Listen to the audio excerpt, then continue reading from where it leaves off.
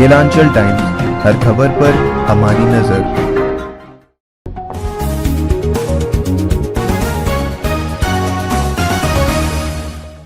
नमस्कार, आप देख रहे हैं केलांचल टाइम्स। आपके साथ मैं हूं नैनी मिश्रा। इस बार ग्राम पंचायत खुलौत पूर्वी से कई सारे ऐसे प्रत्याशी हैं जो इस चुनाव में यानी कि पंचायत चुनाव में अपने किस्मत को आजमा रहे हैं।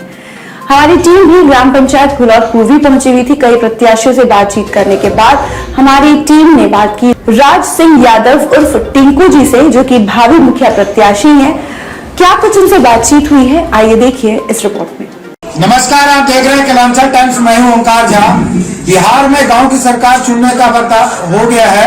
कई चरणों में मतदान भी हो गया और कई चरण का मतदान बाकी है। जहां जहां मतदान हो गया है, लोगों ने अपने वहां पे गांव की सरकार यानी मुखिया बना लिया है। और जहां जहां मतदान बाकी है, प्रत्याशी अपना नामांकन करके चुनाव प्रचार में जोर शोर से लग गए। इसी तरह में हमारी मुलाकात चौसा प्रखंड के खुलौत पूर्वी पंचायत में हुई। यहाँ के भावी मुखिया प्रत्याशी राज सिंह और टिंकू सिंह जी से, इन्हीं से जानते हैं कि इनका चुनाव प्रचार कैसा चल रहा है, इनका चुनाव लड़ने का उद्देश्य क्या है। इनका एक नारा है, स्लोगन है, ना बिकना है ना झुकना है, बस इनका एक ही लक्ष्य है, सच्चे को चुनना है और बदलाव करना है। इस नारे के पीछे इनका क्या राज है, इन्हीं से जानते हैं। सर, केलांचल टाइम्स में जुड़ने के लिए आपका बहुत बहुत धन्यवाद। आपका चुनाव लड़ने का उद्देश्य क्या है? धन्यवाद आप लोगों को भी। सबसे पहले मैं ये कहना चाहूँगा कि हमारा पंचायत नेतृत्व विहीन है। यहाँ एक सही नेतृत्व की परम आवश्यकता है। सही नेतृत्व नहीं होने के कारण हमारे पंचायत में बहुत कुछ ऐसा है जो मूलभूत आवश्यकता है, जो आज तक पूरा नहीं हुआ। हमने अपना एक घोषणा पत्र भी बनाया है। मैंने उस घोषणा पत्र में सारा चीज अंकित कर दिया है। जी, जैसे हाँ जी, बताएं। जैसे हमारे गांव के बीचों बीच एक तालाब है, 5-6 एकड़ बिहार सरकार की जमीन है। कुछ असामाजिक तत्व उसको कब्जा करते हुए जा रहे हैं धीरे धीरे। अगर उनको भर के एक खेल का मैदान बना दिया जाए तो बड़े बुजुर्ग और बाल बच्चे, छोटे छोटे बच्चे उसमें खेलेंगे, बड़े बुजुर्ग मॉर्निंग वॉक करेंगे, इवनिंग वॉक करेंगे। इसी तरह हमारे यहाँ जैसे हमारे पहले जो मुखिया थे, अभी हमारा गांव प्रखंड के लायक है यहाँ, लेकिन सही नेतृत्व के अभाव में हमारा गांव खापुर करके चला गया, मतलब प्रस्तावित का खापुर करता। हमारा गांव बहुत गंदा भी रहता है। 5 साल में बस केवल चुनावी साल में नालियों की सफाई होती है, अन्यथा जाम ही रहता है। मच्छर, पिल्लू वगैरह का बसेरा बना हुआ है। जी, और भी बहुत कुछ समस्याएं हैं, गिनाया जाए तो काफी है, लेकिन मूलभूत नहीं है। खेल का मैदान, साफ सफाई, शिक्षा व्यवस्था। आपके पंचायत में कुल कितने वार्ड है? 11 वार्ड है। 11 वार्ड में समस्या क्या होगी? 2 वार्ड तो हमारा पूरा वार्डग्रस्त है, जिसको बड़ी खाल बोला जाता है। वहाँ ना रोड है, कुछ भी नहीं है, केवल बिजली है। जी, वहाँ तो समस्याओं का अंबार है। अगर पंचायत की जनता आपको अपना मुखिया बनाती है, उनके लिए क्या क्या काम करती है? रोड, नालियां, खेल का मैदान, पंचायत को साफ और स्वच्छ रूप में रखना। यहाँ की शिक्षा व्यवस्था भी बहुत लचर है, उस पर भी सही जो हमारे यहाँ के रिटायर्ड टीचर्स हैं उनको एक कमेटी बना के उनको सही गाइड करवाना, ये भी हमारे उद्देश्य में शामिल है। टिंकू जी, हमारी टीम आपके पंचायत में घूम रही थी, तो कुछ पंचायत के लोग ही बताते हैं यहाँ पे बालिकाओं के लिए हाई स्कूल नहीं है। तो इस व्यवस्था को आप कैसे देखेंगे? आपने बताया शिक्षा व्यवस्था लचर है, लेकिन ये भी एक व्यवस्था है। शिक्षा व्यवस्था में वो भी शामिल है। शिक्षा व्यवस्था में शामिल है, लेकिन बालिकाओं के लिए क्या व्यवस्था हो सकती है? उसके लिए एक अलग हाई स्कूल का निर्माण किया जाएगा।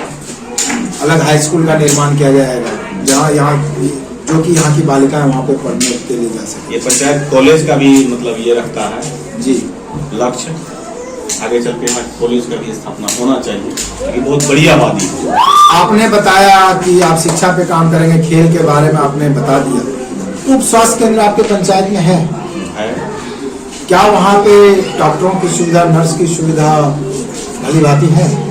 आंशिक रूप से है। आंशिक रूप से, आपने एक वर्ड यूज किया, आंशिक रूप से। लेकिन इस व्यवस्था को आप कैसे देखेंगे अगर आप मुखिया बन के आते हैं? पंचायत अगर व्यवस्था करती है, पंचायत के मतदाता, हम इस पर जरूर एक अच्छा एक अच्छी सोच लेके आए। लेकिन जब हम पंचायत में घूम रहे थे तो अपने पंचायत में कुछ युवकों का ये कहना है, युवकों का कहना है कि हमें पढ़ने के लिए लाइब्रेरी नहीं है और हम कंपटीशन की तैयारी करने के लिए हमें दूर जाना पड़ता है। इस व्यवस्था को आप कंप्यूटर सेंटर तो खोला जा सकता है जी, इसमें कोई कहीं कोई लेकिन परंतु नहीं है, लेकिन पूर्णतः शिक्षा विस्तार सुदृढ़ करने में समय लगेगा। तो की दलील हमारी फितरत में शामिल है। अब हम बात करते हैं महिला सुरक्षा में। महिला की सुरक्षा पे आप कैसे जीते? मोटामोटी ठीक है, हमारे सुरक्षा ठीक है। अब आते हैं महिला सशक्तिकरण की बात, उसमें कमजोरी है। उस व्यवस्था को आप कैसे देखते हैं? हम उसके रोल मॉडल हैं।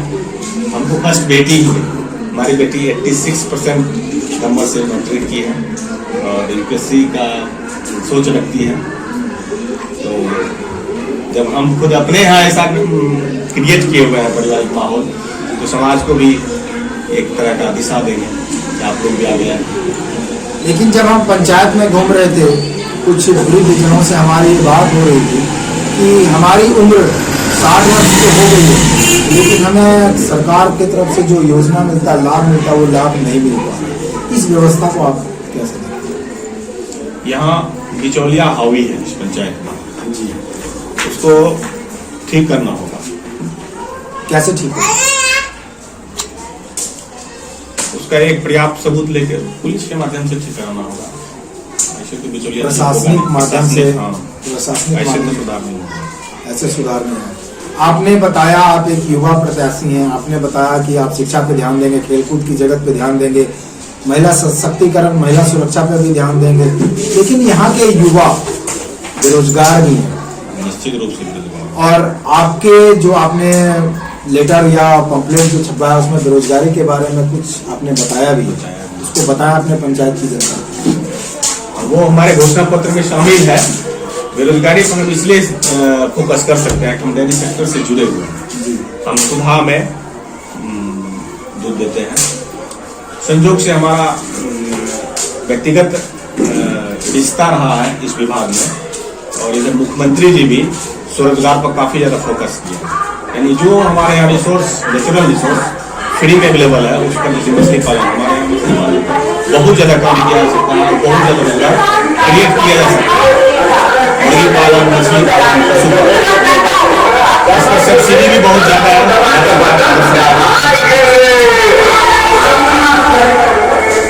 वो हम दिलाते भी आ रहे हैं, आगे भी और बड़ी और ज्यादा मात्रा में बेरोजगारों को स्वरोजगार उपलब्ध कराएंगे, सब्सिडी उपलब्ध कराएंगे।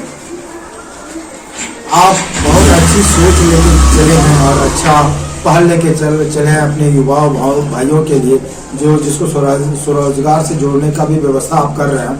अब मेरा लास्ट सवाल आपसे है, आप अपने पंचायत की जनता को अपील करना क्या चाहते हैं, संदेश क्या देना चाहते हैं? हम अपने पंचायत के मतदातागण से अपील करेंगे कि आप लोग अपने नजर में, अपने दिलों में जो आपको अच्छा बेहतर प्रतिनिधि नजर आए उसको वोट जरूर। हम अगर अच्छा लगते हैं हमें वोट दें, अन्यथा जो अच्छा लगे उनको। क्या नाम है आपका? हमारा नाम राज सिंह यादव और तिलकुल। आपका चुनाव चिन्ह? मेरा चुनाव चिन्ह मोमबत्तियां छाप है। मोमबत्ती छाप, क्रम संख्या 10 पे है। उजाले का प्रतीक भी है, रोशनी का प्रतीक भी है हमारा छाप। इनका जो चुनाव चिन्ह है वो मोमबत्ती छाप है, जो एक उजाले का प्रतीक है और मोमबत्ती पिघलने के बाद भी अपना स्वरूप नहीं बदलती है। उसी तरह हमारे राज सिंह यादव जी मुखिया बनने के बाद अपना स्वरूप नहीं बदलेंगे, मतलब अपना व्यवहार नहीं बदल सकते। इनका यही कहना है, पंचायत की जनता से ये अपील कर रहे हैं। फिलहाल बने रहे कलालचन टाइम्स के साथ। धन्यवाद। अरे ठीक हो भैया, ऐसे वीडियो देखे जा रहे हो, तनिका सब्सक्राइब कर लो और हाँ घंटा का बटन जरूर दबाना, तब हमारे वीडियो का नोटिफिकेशन सबसे पहले मिलेगा।